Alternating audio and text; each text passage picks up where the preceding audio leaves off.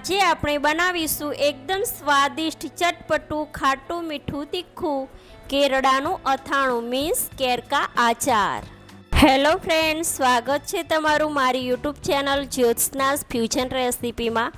ચેનલમાં નવા હોય તો ચેનલને લાઇક, શેર અને સબસ્ક્રાઈબ કરવાનું ના ભૂલતા। બેલ આઇકોનને જરૂરથી પ્રેસ કરશો જેથી કરી નવી નોટિફિકેશન મળતી રહે। તમારા ફેમિલી મેમ્બર અને ફ્રેન્ડ સર્કલમાં શેર કરજો। આજે આપણે ખેતરમાંથી તાજા અને કૂણા કેરડા વીણીને લાવ્યા હતા, તો તેનું સરસ મજાનું અથાણું બનાવી લઈએ। કેરડા ખાવાના અમુક ફાયદા હું તમને વચ્ચે વચ્ચે કહેતી રહીશ।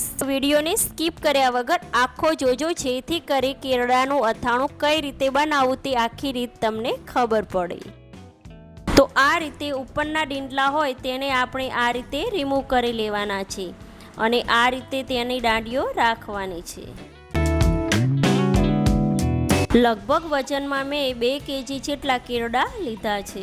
તો તમે જોઈ શકો છો કે બાળકો પણ આ રીતે બનાવવાની મજા લેતા હોય છે। તો હવે આપણે 4 થી 5 વખત કેરને સરસ ધોઈ લેવાના છે જેથી કરી ઉપરનો કચરો હોય તે બધો નીકળી જાય। સૌ પ્રથમ પહેલો ફાયદો એ છે કે પાચન માટે કેરડા ખૂબ જ સારા છે, મીન્સ પાચન શક્તિમાં સુધારો કરે છે। પછી જે લોકોને ભૂખ ના લાગતી હોય તે આ રીતે અથાણું બનાવીને ખાય તે લોકોની ભૂખ પણ વધે છે અને તેમાં કેટલાક પોષક તત્વો પણ હોય છે જે ઇમ્યુનિટીને બૂસ્ટ કરે છે। કેટલાક લોકો પરંપરાગત રીતે ડાયાબિટીસમાં પણ લેતા હોય છે, પરંતુ ડૉક્ટરની સલાહ લેવી જરૂરી છે। કેરડા અપચામાં પણ ખૂબ જ ઉપયોગી નીવડે છે।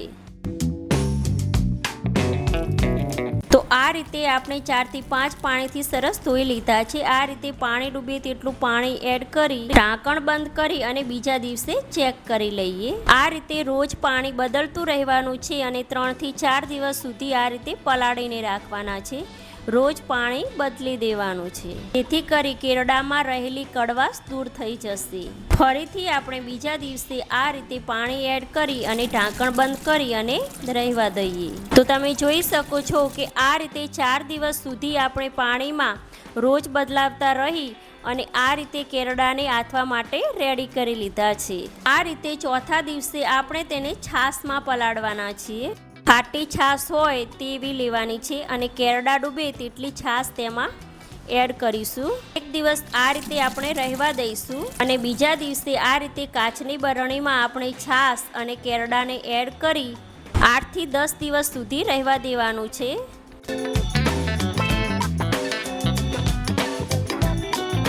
વચ્ચે એક વખત તમે છાશ બદલાવી શકો છો। આ રીતે આપણે તેમાં મીઠું એડ કરીશું। લગભગ 2 થી 3 ચમચી જેટલું મીઠું એડ કરવાનું છે।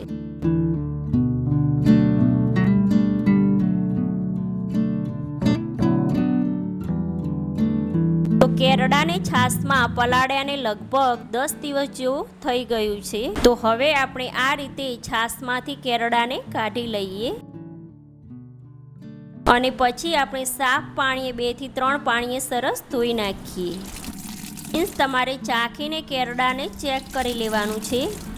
મીન્સ કેરડા કડવા તો નથી ને? જો એવું લાગે તો વધારે છાશમાં 2 દિવસ તમે પલાળીને રાખી શકો છો।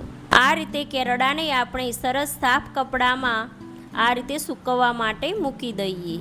પાણી સુકાય ત્યાં સુધી આપણે સૂકવવાના છીએ, મીન્સ અડધો કલાક। જ્યાં સુધી કેરડા સુકાય છે ત્યાં સુધી આ રીતે આપણે તેનો મસાલો બનાવી લઈએ। તો સૌ પ્રથમ આપણે રાયતા કેરડા બનાવવા માટે મસાલો કરીએ। તેના માટે 100 ગ્રામ જેટલી રાયના કુરિયા, 1 ચમચી હિંગ અને હળદર તથા આ રીતે સિંગ તેલને ગરમ કરી અને ઠંડુ પાડી દીધું હતું તે એડ કરી દઈએ। મેથિયા કેરડા બનાવવા માટે પણ 200 ગ્રામ મેથીયો મસાલો લઈ તેમાં પણ ગરમ કરીને ઠંડુ કરેલ તેલ એડ કરી દઈએ। ઘણા લોકો દિવેલનું તેલ પણ યુઝ કરતા હોય છે। જો તમને દિવેલનું તેલ પસંદ હોય તો તે પણ એડ કરી શકો છો। આ રીતે સુકાઈ ગયેલા કેરડાને મેથિયા મસાલામાં મિક્સ કરી દઈએ, અડધા કેરડાને। તો તમે જોઈ શકો છો એકદમ ચટપટું ખાટું મીઠું તીખું મેથિયા કેરડાનું અથાણું રેડી થઈ ગયું છે। કેરડાનું અથાણું ગુજરાતમાં ખૂબ જ લોકપ્રિય છે, મીન્સ ઘણા લોકો દર વર્ષે કેરડાનું અથાણું બનાવીને ખાતા હોય છે।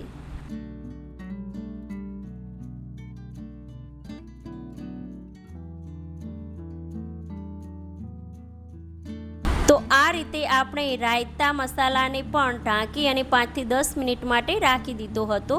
તેમાં પણ આ રીતે કેરડાને એડ કરી અને સરસ મિક્સ કરી લઈએ. ફ્રેન્ડ્સ, ખાવા માટે રાયતા કેરડા પણ રેડી થઈ ગયા છે. આ અથાણું ખાવામાં એટલું ટેસ્ટી લાગે છે ને, તમે એકવાર આ મારી રીતથી બનાવશો તો વારંવાર બનાવવાનું મન થશે. આ અથાણું રોજિંદા જમવાના સ્વાદમાં ઓર વધારો કરે છે.